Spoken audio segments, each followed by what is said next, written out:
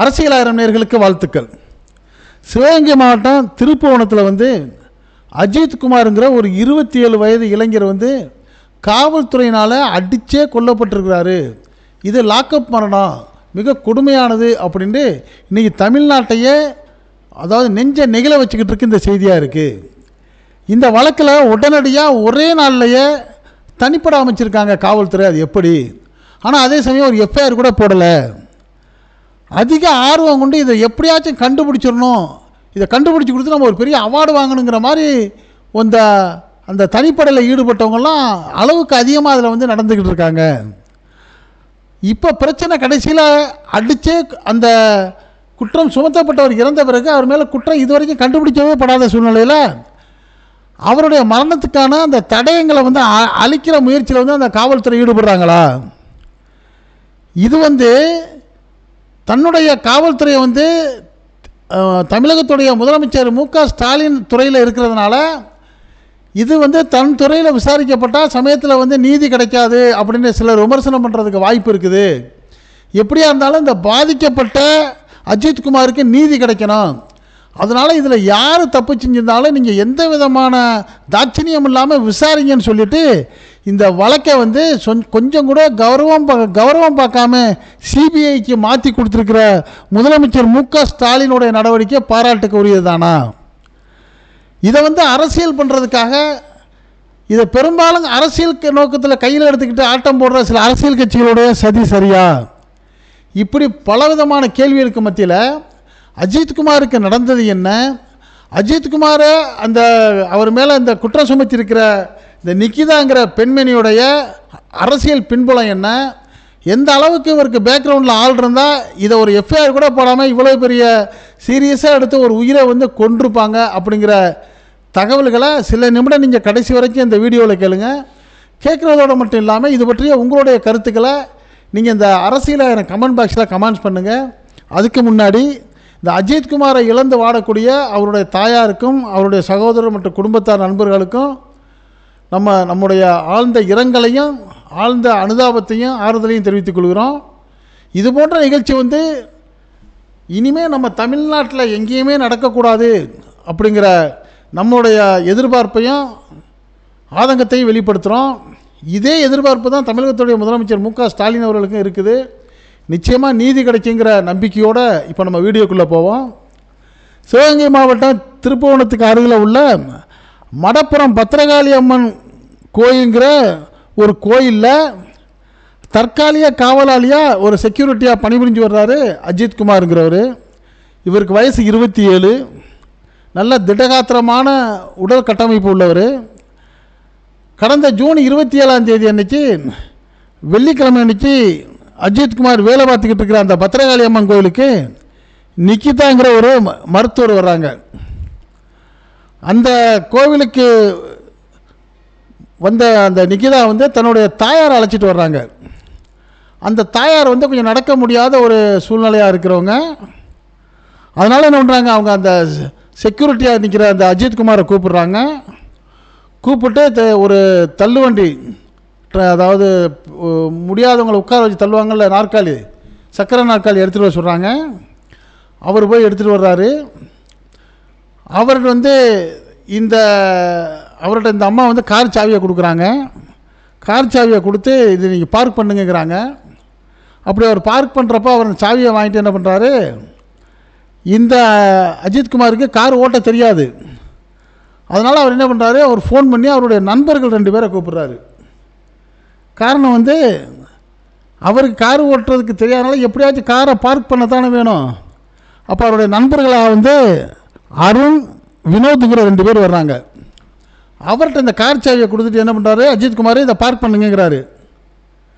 Park பண்ணிவிட்டு திருப்பி அவங்க சாவியை கொண்டு கொடுக்குறது கிட்டத்தட்ட ரொம்ப நேரம் ஆகிடுது. அப்போ என்ன சொல்கிறாரு அவர், அஜித்குமார் கேட்குறாரு, ஏப்பா இவ்வளோ நேரங்கிறப்ப அந்த பையனுங்க சொல்கிறாங்க, இல்லை கார் பார்க் பண்ணுறதுக்கு சரியான இடம் கிடைக்கல, அதுக்காக தேடிக்கீடு அலைஞ்ச இடம் சூழ்நிலையினால தான் லேட் ஆச்சுன்னு சொல்கிறாங்க. இதெல்லாம் இருக்கிறப்ப இந்த நிக்கிதா என்ன சொல்கிறாங்க, நான் இந்த காரில் ஒரு 9.5 பவுன் நகை வச்சுருந்தேன். அந்த நகையை எப்படி வச்சுருந்தேன்னா, என்னுடைய அம்மாவுக்கு உடல்நிலை சரியில்லாமல் இருந்துச்சு. அந்த உடல்நிலை சரியில்லாமல் இருந்ததுக்காக அவங்கள மருத்துவமனைக்கு நான் கூட்டிகிட்டு போனேன். மருத்துவமனைக்கு கூட்டிகிட்டு போயிட்டு ஸ்கேன் எடுக்க வேண்டியது இருந்துச்சு. அப்போ அந்த மருத்துவமனையில் என்ன பண்ணாங்க, அவங்க போட்டிருந்த அந்த செயின், தோடு, மோதிரம் இதெல்லாம் கலட்டிட்டு தான் ஸ்கேன் பண்ணணும்னு சொன்னாங்க. உடனே எங்கள் அம்மா வந்து அதெல்லாம் கலட்டி கொடுத்தாங்க. நான் அதை ஒரு ஹேண்ட்பேக்கில் போட்டுக்கிட்டு காரில் வச்சேன். அப்போ எங்கள் அம்மா சொன்னாங்க, சரி நான் இதெல்லாம் கலட்டி விட்டேன், ரைட்டு, எனக்கு ஏதோ கோயிலுக்கு போயிட்டு வந்துட்டு ஸ்கேன் பண்ணணும்னு நான் நினைக்கிறேன், அதனால் பக்கத்தில் இருக்கிற ஒரு கோயிலுக்கு போயிட்டு வந்துட்டு நம்ம ஸ்கேன் பண்ணுவோன்னு சொன்னாங்க. அப்புறம் நான் வந்து என்ன பண்ணேன், என் தாயாரை அழைச்சிக்கிட்டு இந்த பத்திரகாளி அம்மன் கோயிலுக்கு வந்தேன். அந்த பத்திரகாளி அம்மன் கோயிலுக்கு வந்து தான் இவர்கிட்ட என்ன பண்ண, அந்த கார் சாவியை கொடுத்தேன். இவர் என்ன பண்ணார், அதை வந்து பார்க்கிங் பண்ணிட்டுருக்கலாம். திருப்பி என்கிட்ட காரில் கொடுக்குறப்ப அந்த நான் காருக்கு பின் சீட்டில் வச்சு இந்த ஹேண்ட்பேக்கு திறந்து கிடந்துச்சு. அதில் இருந்து அந்த நகை சுமார் 10 பவுன், ஒரு 9 பவுனுங்கிறாங்க, 10 பவுனுங்கிறாங்க, அந்த பவுனு வந்து காணலை. அதனால் வந்து இந்த நகை காணாமல் போனதுக்கு வந்து அஜித்குமார் தான் காரணம் அப்படின்னு சொல்லி இந்த நிகிதா வந்து புகார் சொல்கிறாங்க. இந்த புகாரை நீங்கள் எல்லாம் பார்க்குறப்ப உங்களுக்கு ஒரு திரைப்படம் ஞாபகத்துக்கு வரும். ஜெய் பீம்னு ஒரு திரைப்படம் வந்துச்சு. அதில் ராசா கண்ணுங்கிற ஒரு கதாபாத்திரம் உங்களுக்கு தெரியும். ஒரு வீட்டில் பாம்பு வந்துடும். அந்த பாம்பு பிடிக்க போன இடத்துல அந்த வீட்டில் உள்ளவங்க நகையை தொலைச்சிட்டு இவர் பாம்பை பிடிச்சி காப்பாற்றிட்டு வந்துடுவார். இவர் மேலே குற்றம் சுமத்தி அடித்தே கொண்டுருவாங்க. அந்த படம் நீங்கள் பார்த்துருப்பீங்க. அதுக்கு வந்து நீதிபதி சந்துருங்கிறவர் தான் அதில் வந்து நீதிபதியாக நடிச்சிருப்பார். நீதிபதி சந்துரு தான் அதில் வந்து என்ன பண்ணியிருப்பார், அந்த கேஸை எடுத்து அந்த பெண்ணுக்கு நீதி வாங்கி கொடுத்தாரு. ஆனால் போன உயிர் தான் ராசா கண்ணு.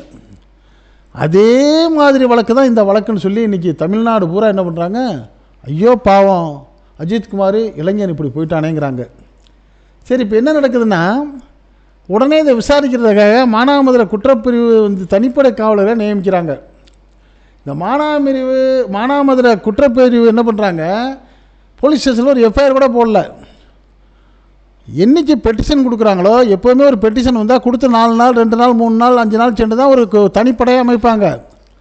பெட்டிஷன் கிடைத்த அடுத்த செகண்ட்லேயே தனிப்படை அமைக்கப்படுது. 6 பேர் அதுக்கு வந்து காவலர்களாக நியமிக்கப்படுறாங்க. காவலர் நியமிக்கப்பட்டு என்ன பண்ணுறாங்க, விசாரணையை ஸ்டார்ட் பண்ணிட்டாங்க. அப்போ அஜித்குமாரை வந்து விசாரிக்கிறப்ப அவர் என்ன சொல்கிறாரு, ஆமாங்க என்னை சாவி கொடுத்ததெல்லாம் உண்மை தான், ஆனால் எனக்கு கார் ஓட்ட தெரியாது, அதனால் நான் வந்து காருக்குள்ளே போகல, காவல் நிலையத்தில் கூட்டிகிட்டு போய் விசாரிக்கிறாங்க அஜித்குமாரை. அதனால் என் நண்பர்கள் 2 பேர் அருண் வினோத்துங்கிறவங்களை கூப்பிட்டு தான் நான் என்ன பண்ணேன், அந்த காரை எடுத்து பார்க்கிங் பண்ண சொன்னேன் அப்படிங்கிறாங்க. உடனே என்ன பண்ணுறாங்க, இந்த காவல்துறை வந்து அந்த அருண், வினோத், மேலும் ஒருத்தர், அதாவது இந்த அஜித்குமாரோடைய தம்பி நவீன்குமாருங்கிற 3 பேரையும் கூப்பிட்டு என்ன பண்ணுறாங்க, விசாரிக்கிறாங்க. இப்போ விசாரணைனா சாதாரணமாக விசாரிக்கலை. போலீஸ் விசாரணை எப்படி இருக்குன்னு நம்ம கேள்விப்பட்டிருக்கோம். எந்த அளவுக்கு அடித்து நொறுக்கி அவங்கள்ட்டேருந்து வாக்குமூலத்தை வாங்கணுமோ அதில் வந்து ஒரு சில காவலர்கள் வந்து ரொம்ப கெட்டிக்காரராக இருப்பாங்க. இப்போ நம்ம தமிழ்நாடு முழுக்க இருக்க காவல்துறையை வந்து நம்ம குறை சொல்லலை. நீதியாக நேர்மையாக மனசாட்சியோட அண்ணன் தம்பி மாமியா மச்சான் பிள்ளைகிட்டி அம்மா தங்கைகளோட பிறந்திருக்கிற காவலர்கள் நிறைய பேர் இருக்கிறாங்க. ஆனால் ஒரு சிலர் மனிதாபிமானமே இல்லாமல் தன்கிட்ட என்னமோ மிகப்பெரிய அரசாட்சி இருக்கிற மாதிரியும், குற்றங்களுக்கெல்லாம் தண்டனை கொடுக்குற நீதிபதியும் அரசனை இவர் தான் மாதிரி நினச்சிக்கிட்டு விசாரிக்கிற காவலர்கள் சிலர் இருக்கிறாங்க. அப்படி இருக்க அவங்க என்ன பண்ணுவாங்க, அடித்து நொறுக்குவாங்க. அவங்க அடிக்கிற அடி வந்து தாங்காது.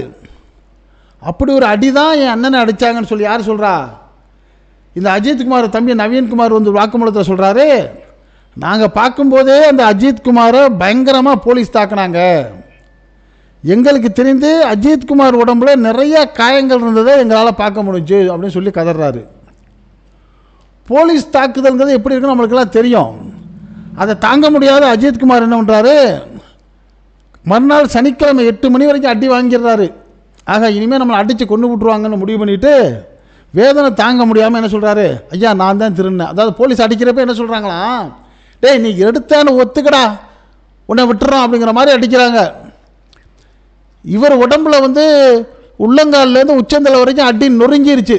இனிமேல் அடி வாங்குறதுக்கு இடமும் இல்லை, இவரால் தாங்கவும் முடியலை.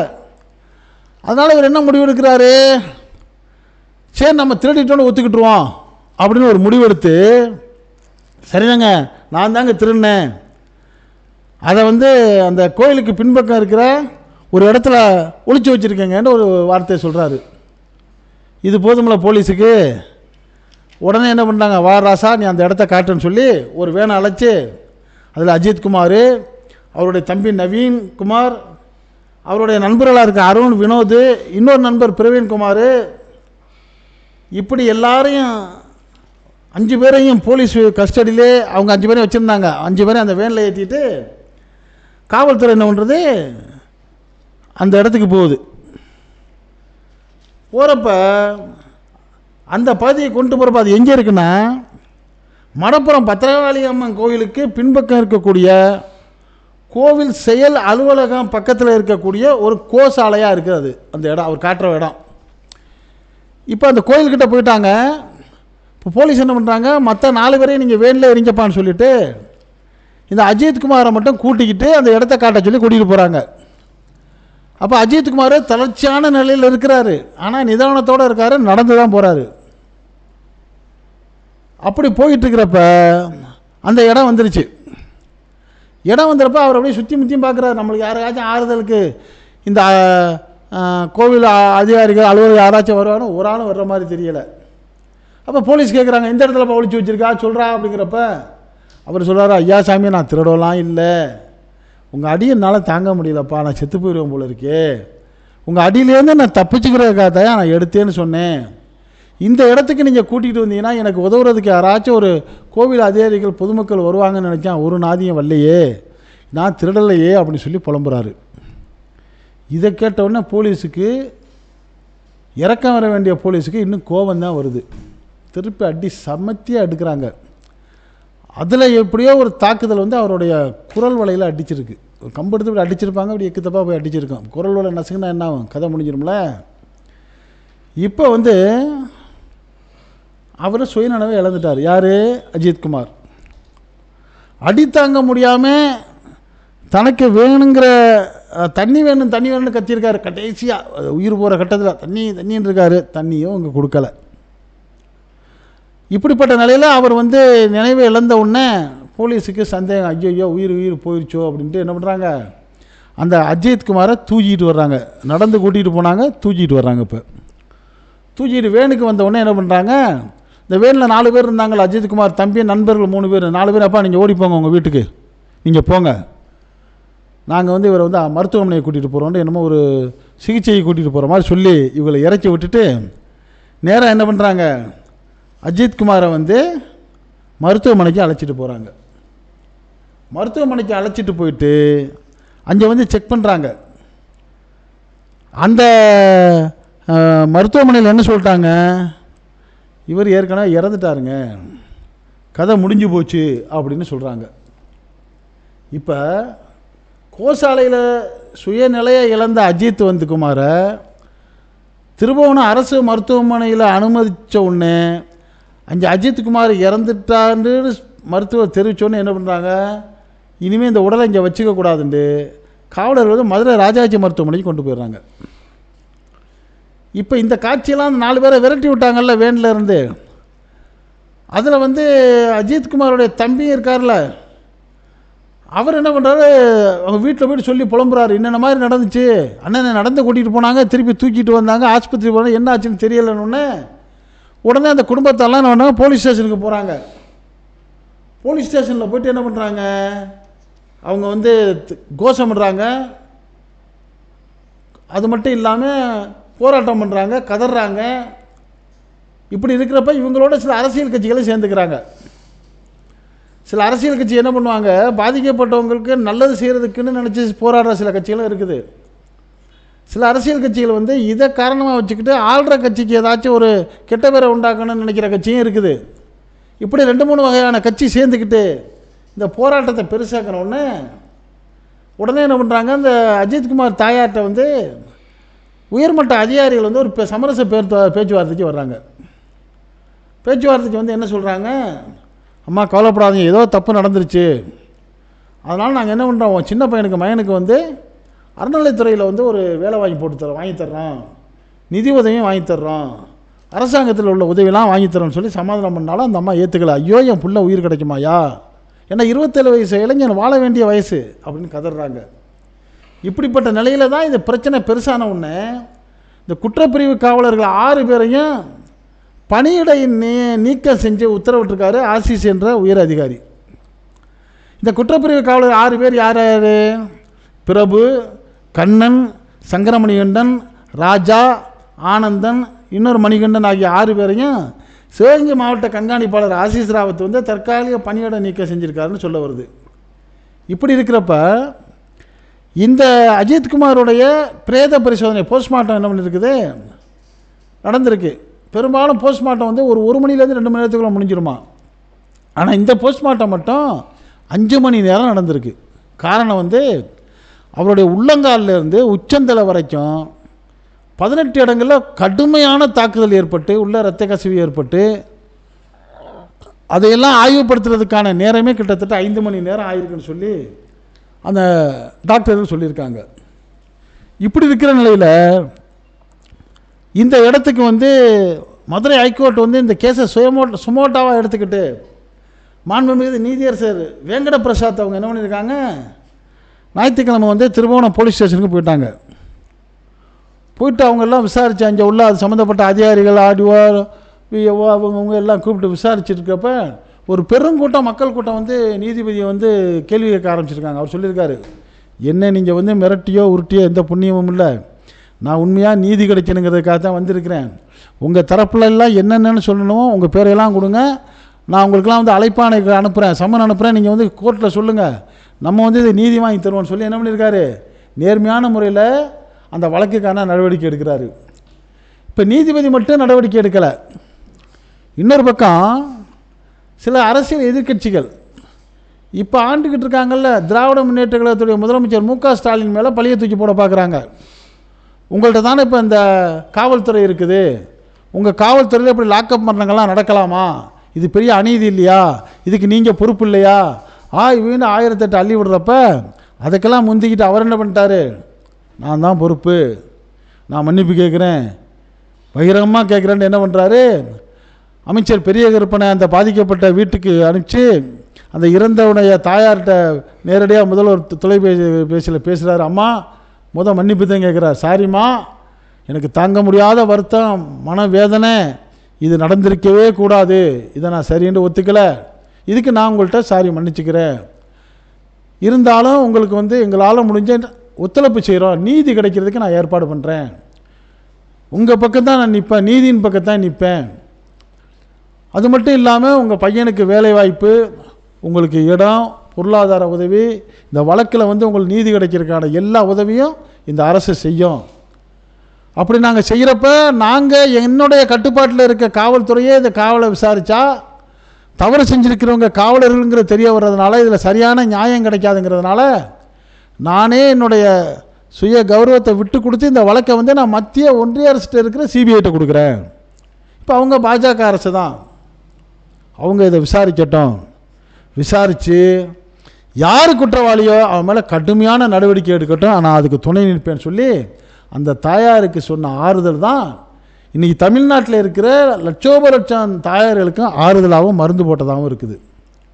இப்போ பொதுவாக தமிழ்நாட்டில் பேசக்கூடிய பேச்சு என்னவா இருக்குன்னா, இந்த நிக்கிதாங்கிற அம்மா வந்து நல்ல மனுஷி இல்லை, இந்த அம்மா வந்து சாதாரணமாக சொன்ன ஒரு பெட்டிஷனை ஒரு எஃப்ஐஆர் கூட போடாமல் இவ்வளோ விக்ரஸாக நடவடிக்கை எடுக்கிறாங்கன்னா இவங்களுக்கு பின்புலத்தில் ஏதோ ஒரு பெரிய அரசியல் பேக்ரவுண்டு இருக்குது, அது என்னவா இருக்குங்கிற ஆராய்ச்சியில் வந்து எல்லாரும் விசாரிக்க ஆரம்பிச்சிட்டப்ப இந்த அம்மா நல்ல அம்மாவே இல்லைங்க, இது ஒரு ஃபோர்ஜரி அப்படின்னு சொல்லி ஒரு தனியார் தொலைக்காட்சி இப்போ ஒரு செய்தியை வெளியிட்டிருக்கு. அது என்ன வெளியிட்டிருக்குன்னா, இந்த நிக்கிதாவும் அவருடைய தாயார் சிவகாமி என்ன பண்ணியிருக்காங்க, 2010ஆம் வருடம் ரொம்ப பேர்கிட்ட பணம் பறிச்சிருக்கிறாங்க. அரசாங்கத்தில் வந்து ஆசிரியர் வேலை வாங்கி தர்றேன், விஓ வேலை வாங்கி தரேன்னு சொல்லி கிட்டத்தட்ட 16 லட்சம் ரூபா பணத்தை வாங்கிக்கிட்டு வேலையும் வாங்கி கொடுக்காம ஏமாற்றிருக்கிறாங்க.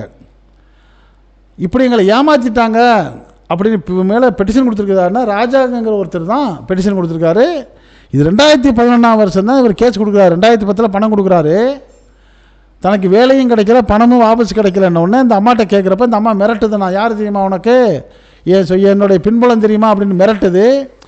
இந்த மிரட்டலுக்கு பயந்தவர் என்ன பண்ணுறாரு, 2011 ஒரு பெட்டிஷனை கொடுக்குறாரு. இதை வந்து இப்போ ஒரு தனியார் தொலைக்காட்சி எடுத்து வெளியிட்டிருக்கிறாங்க. இப்போ இதுலேருந்து தெரிய வர்றது என்னென்னா, இந்த அம்மா தொடர்ந்து அரசியலில் வந்து தனக்கு பின்புலத்தில் ஏதோ ஒரு பெரிய பேக்ரவுண்டை வச்சுக்கிட்டு பலரையும் மிரட்டி இந்த மாதிரி பண்ணியிருக்குங்கிறதுக்கு இன்னொரு சின்ன சாட்சி என்னென்னா, இந்த அம்மா வந்து கோயிலுக்கு வருதுல, பத்திரகாளி அம்மன் கோயிலுக்கு வந்த உடனே என்ன பண்ணுது, ஒரு வீல் சேர் கேட்குது. அப்போ இந்த காவலாளி அஜித்குமார் வந்து வீல் சேர் எடுத்துகிட்டு வர்றாரு. எடுத்துகிட்டு வந்து கொடுத்துட்டு 500 ரூபா பணம் கேட்குறாராம். இந்த அம்மா சொன்ன ஸ்டேட்மெண்ட்டு. அப்போ இந்த அம்மா சொல்லுதான், வீல் சேர் ஃப்ரீ தானே, நீ என்ன பணம் கேட்குறான்னு இருக்காரு. கேட்டு இந்த அம்மா மிரட்டி இருக்குது. அவர் இல்லைம்மா எனக்கு வேணும் கேட்டிருக்க வாய்ப்பு இருக்குது. அதுக்கு சொல்லுங்க, எங்கிட்டே நீ 500 ரூபா கேட்குறியா, நான் யார் தெரியுமா, உன்னை என்ன பண்ணுறான் பாருன்னு ஒரு மிரட்டுனதா செய்தி வருது. இந்த அம்மாவே என்ன சொல்லுது, எங்கிட்ட 500 ரூபா கேட்டார், எனக்கு அவருக்கும் வாக்குவாதம் சண்டை வந்துருச்சு, நான் 100 ரூபாயை கொடுத்துட்டு வந்தேன்னு சொல்லுது. இப்படி வாக்குவாதம் பண்ணி 100 ரூபாயை கொடுத்துட்டு வண்டியை எடுத்த அந்த அம்மா அது சொன்ன ஸ்டேட்மெண்ட் படி முதல்ல ஆஸ்பத்திரிக்கு போச்சு, மறுபடியும் கோவிலுக்கு வந்துச்சு, மறுபடியும் அந்த ஆஸ்பத்திரிக்கு ஸ்கேனுக்கு போனது.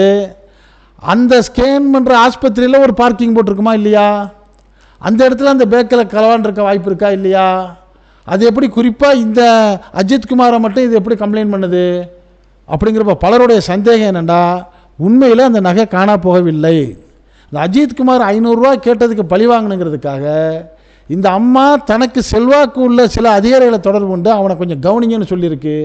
இந்த அம்மா வார்த்தையை பெருசாக எடுத்துக்கிட்டு ஒரு தனிப்படையாக அமைச்சு அடித்து ஒரு இளைஞரை கொன்னுட்டாங்க அப்படிங்கிற ஒரு வருத்தமான செய்தி தான் இப்போ வெளிவருது. இதில் இன்னும் தோண்ட தோண்ட உண்மைகள் வெளிவரும். ஆனால் பொதுமக்களோட எதிர்பார்ப்பு என்னவாக இருக்குன்னா, தயவுசெய்து காவல்துறை வந்து காவலர்கள் வந்து பொதுமக்களுடைய நண்பன் அப்படிங்கிற அளவுக்கு நீங்கள் பழகுங்கன்னு சொல்கிறாங்க. அப்படி பல அதிகாரிகள் பழகினாலும் சில இடங்களில் வந்து ஏழ்மையாக உள்ள மக்களை ரொம்ப துச்சமாக மதிக்கிறதும் அவர்கள் பக்கம் நீதி இல்லாமல் அவங்களை நடத்துகிறதும் வந்து மனவேதனையை கொடுக்குது. நீங்கள் செய்கிற ஒரு இந்த தவறான செயல்கள் வந்து நேர்மையாக சரியாக நடக்கக்கூடிய 95% காவல்துறை அதிகாரிகளுக்கு கெட்ட பேரை உண்டாக்குது. அதனால் இந்த 95% அதிகாரிகள் இந்த 5% உள்ள இந்த மாதிரி உள்ள கருப்பாடுவாக உள்ள இருக்கிற அந்த காவலர்களுக்கு வந்து கடுமையான தண்டனை கொடுங்க. இந்த 5 பேரை தண்டனை சஸ்பெண்ட் பண்ணது மட்டும் பத்தாது, குறைந்தபட்சம் அவர்களுக்கு கடுமையான தண்டனை கொடுங்கிற மாதிரி மக்களோட எதிர்பார்ப்பு இருக்குது. பலரும் இதை வந்து இன்றைக்கி வேதனையாக பேசிக்கிட்டு இருக்கிறாங்க. எந்த தொலைக்காட்சியை திறந்தாலும் இந்த செய்தியாக தான் இருக்குது. இது பற்றிய உங்களுடைய கருத்துக்களை நீங்கள் இந்த அரசியலை கமெண்ட் பாக்ஸில் கமெண்ட்ஸ் பண்ணுங்கள். இந்த செய்தி பிடிச்சிருந்தா இதுக்கு ஒரு லைக் கொடுங்க. இது போன்ற அரசியல் செய்திகள், நாட்டில் 4 பக்கம் நடக்கக்கூடிய செய்திகளை எந்த விதமான இடைச்சல்களும் இல்லாமல் உள்ளது உள்ளபடி உங்கள் வீட்டுக்குள்ளே 4 சுவர்களுக்குள்ளே கொண்டு வந்து சேர்க்கக்கூடிய நமது அரசியல் 1000 சேனலுக்கு இதுவரை சப்ஸ்கிரைப் பண்ணாதவங்க சப்ஸ்கிரைப் பண்ணுங்கள். மறக்காமல் பக்கத்தில் இருக்க பெல் படம், அந்த மணி படத்தில் ஒரு ப்ரெஸ் பண்ணி பெல் ஐக்கானை கிளிக் பண்ணுங்கள். அப்போ தான் நம்ம போடக்கூடிய ஒவ்வொரு செய்தியும் உங்களுக்கு நோட்டிஃபிகேஷன் காட்ட நீங்கள் விரும்பியதை பார்க்கலாம். என்று மணிந்திருப்போம். உங்கள் நண்பன் அஷ்ரஃப் அலி. நன்றி, வாழ்த்துக்கள்.